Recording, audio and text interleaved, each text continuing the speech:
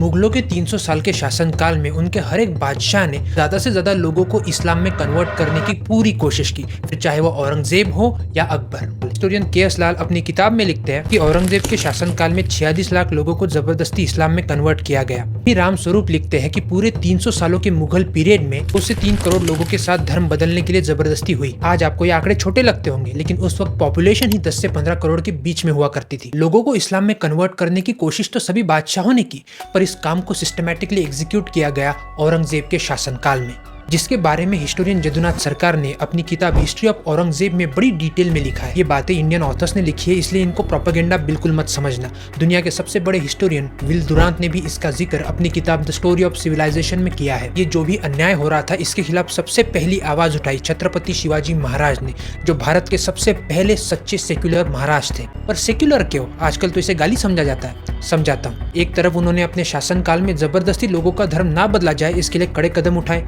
तो दूसरी तरफ जिन टेम्पल्स को डिस्ट्रॉय किया गया था उनको रिस्टोर करने का काम उन्होंने किया।